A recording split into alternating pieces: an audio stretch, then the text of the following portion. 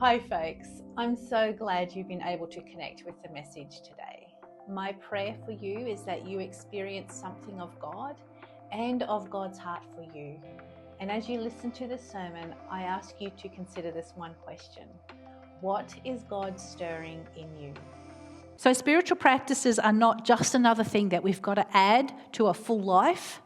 They're not habits for monks or nuns or other people like that. Then they are rhythms of life that are based on the life and teachings and practices of Jesus. So it's allowing the footsteps of Jesus to become our pathway. So the more we embody the spiritual practices into our daily life, the more we become like Jesus, and then the more we start to do the things that Jesus did. So this year in March, we looked at the spiritual practice of gratitude. Last month in April, we looked at the spiritual practice of examining our life. And this week, we are looking at the spiritual practice of detachment. Now, each of these weeks, I'm preparing a one-pager for you to take home. So one of these are in the foyer. We are currently upgrading our website, and when our website is finished and upgraded, these will be on our website, so you can just look under resources and download them and have them available for yourself. So if you want to take one today, please do. But the detachment is kind of a strange practice that we get our head around. There's a secular understanding of detachment. It's sort of a three-pronged understanding. Firstly, there's from a psychological perspective, when a person is detached, they're considered to be detached from their emotions. They're a bit distant. That person's a bit detached. And so from a psychological framework, it's kind of a person who's, not in touch with their feelings. Then we can look at it from a military perspective, where there can be a small group of soldiers sent as a detachment from the main body of soldiers to fulfill or complete a particular task. So it's got a military understanding. It's also got a medical understanding. Attached to the eye, the retina can be detached. So from a secular perspective, detachment has these understandings. But none of those really describe a biblical or Christian perspective of a detachment. So a simple definition of detachment is that it nurtures a spirit of trust that is attached to God alone.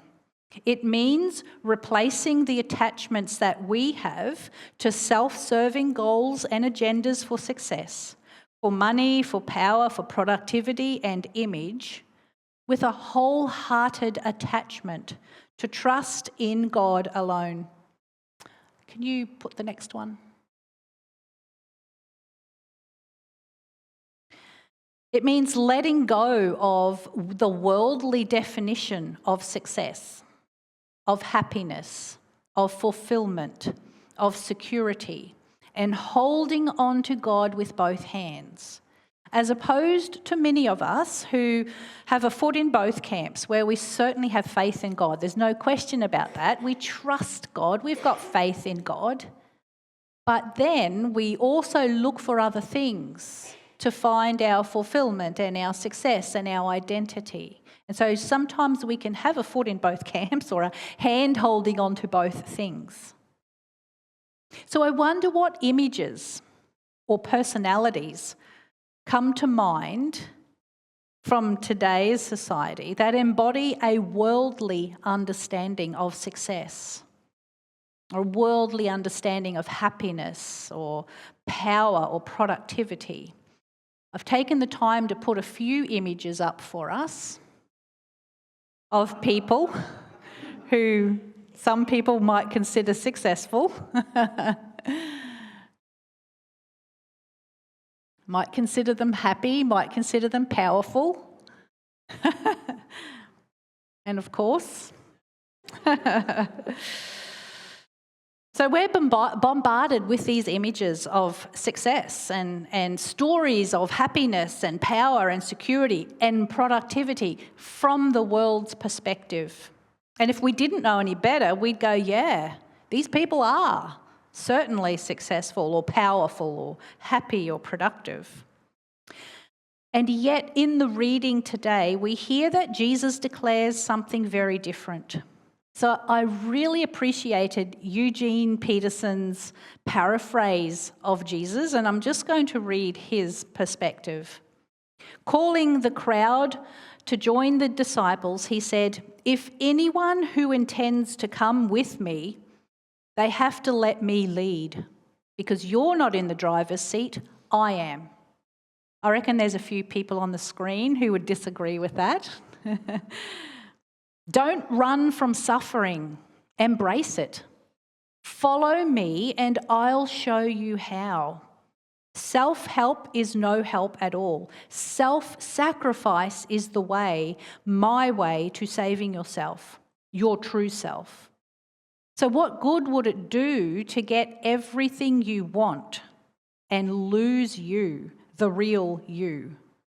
What could you ever trade your soul for? So here Jesus gives us a really clear call to detach from the things that the world says gives us success and identity and security and power, and find our true, full and abundant life in Jesus. Now, in the preceding passage to this, Jesus foretells his death and resurrection. And in this passage, he is giving a clear outline of the cost of being his disciple.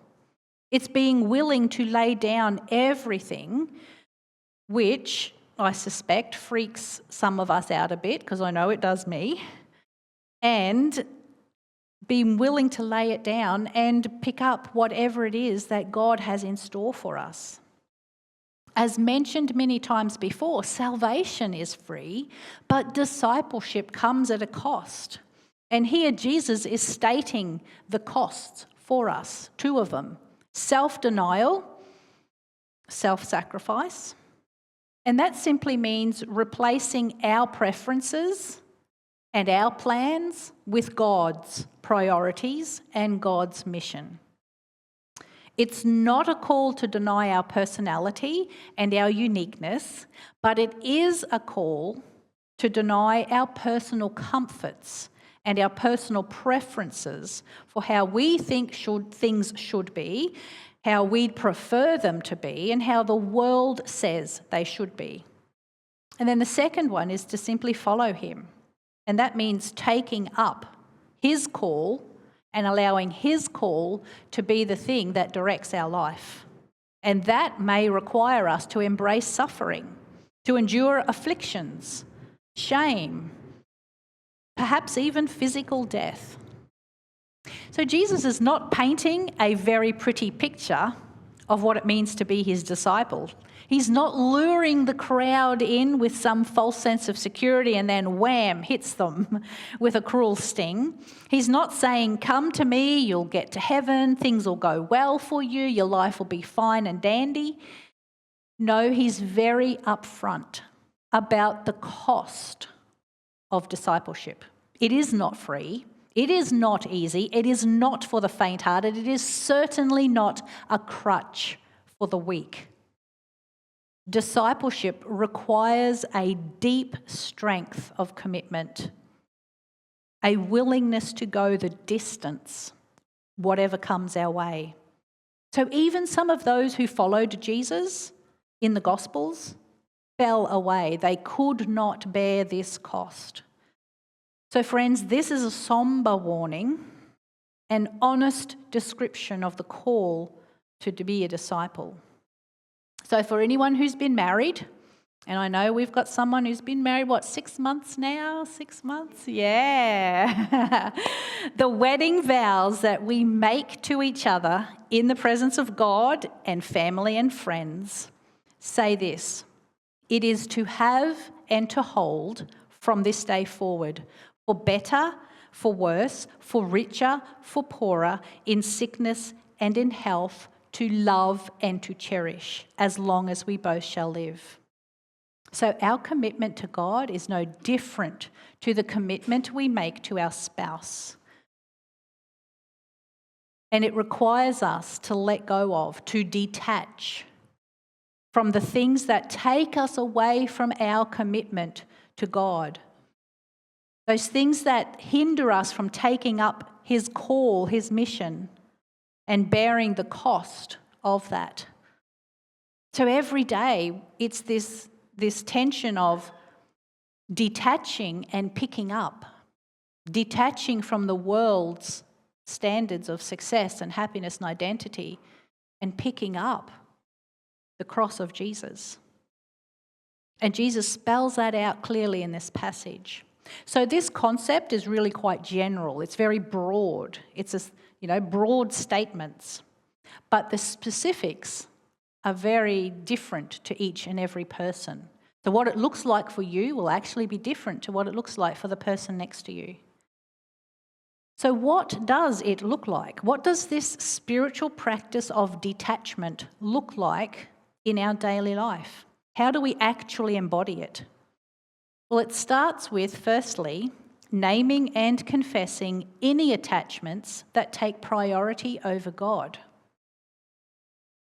Sounds simple, not always, but it's honouring the freedom of others, refusing to manipulate and control in order to get what we want. It means allowing other people to take the lead and letting them win. It's giving over to their preference at times. It means letting go of managing our own image. Sometimes people are afraid to try something new in case they fail, and the fear of what will people think of me if I step out and fail. It's letting go of that image, that desire to control our image, and so that people will look at us and go, wow, look how good that person is. They're amazing. It's letting go of notions that our money and our possessions belong to us and makes us who we are. It's trusting outcomes to God rather than our own capabilities. So as you look at this screen, as you hear these things, what are you noticing about yourself? What thoughts or feelings are emerging as you consider areas of your life where you might still hold attachment? To help us clarify further, there are a few helpful questions, and these questions are included in this handout because these questions are big questions. There's not enough time this morning for us to really sit and answer them. This is just a way of putting out there these questions are available for us. So the first one, how do you handle failure, success, and loss? Because that will shine a light on something that may need to be relinquished.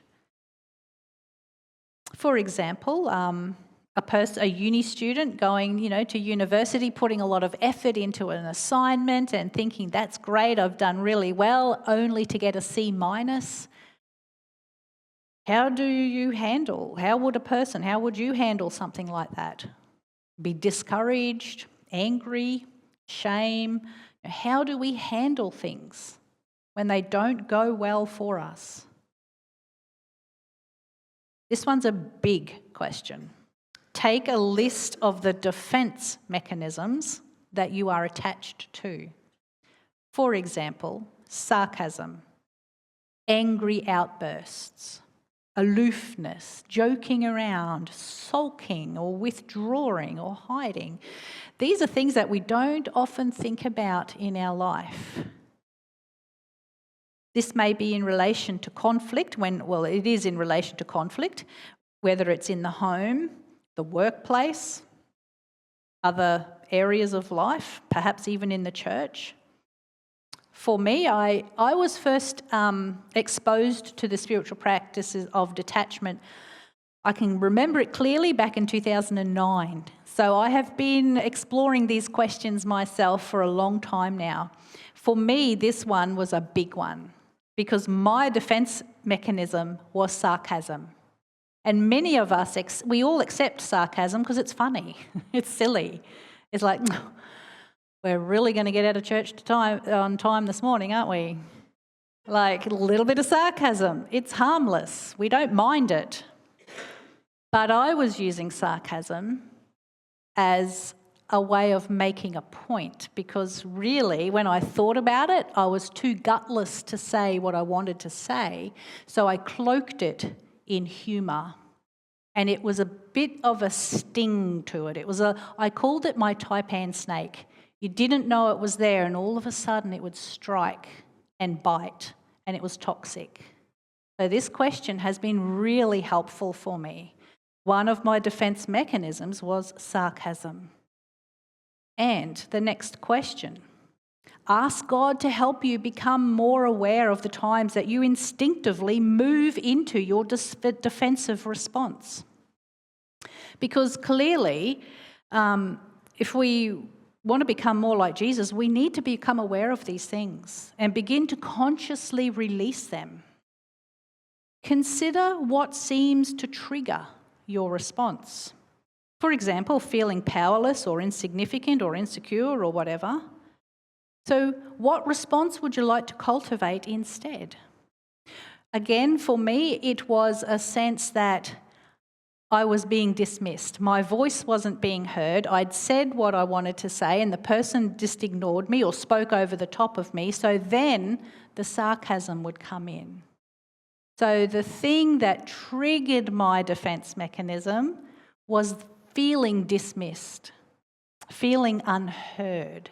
So becoming aware of these things and releasing them, detaching from them, and experiencing God's presence and healing in them enables us to overcome them. Maybe we can practice letting go by giving away something we are attached to, and notice the feelings that arise when we consider giving this away. And then finally, where in your life do you need Jesus' spirit of detachment? Where do you need to pray, not my will, but yours be done? So like I said, there's not a lot of time this morning in our worship service to actually delve into these questions, but they are so helpful to reflect upon as we are continuing to be a disciple of Jesus. So when Jesus says deny yourself, he is saying deny these things that you are attached to. Lay them down so that there is more space in your heart and your head to pick up the things of Jesus, to take hold of his mission. There's more room in us as we detach from these things. The fruit of the Spirit, there's more room for the fruit to develop in us as we let go of these things. It is challenging. I want to warn you, it is challenging to be confronted with some of these unhealthy things within us. It's not pleasant to look at our own life and go, ugh, ooh, I behaved like that. Oh, I'm sorry, God. But it is freeing. It's light. It's like you've taken off a really heavy backpack and you go, oh, that feels so much better. There is more opportunity to be like Jesus in thought, in words, and in deed. So I want to encourage you, keep asking these questions. Keep asking the Holy Spirit to search your heart so that you can identify and detach from the things that keep you in bondage to worldly pleasure, to fleshly reactions. And this is what it means to die to self, to deny yourself, to take up the cross and to follow Jesus. So Jesus lived a life free from attachments to anything other than God. And as a disciple of Jesus, we are called to do the same. So as you engage in these questions, what is God inviting you to notice?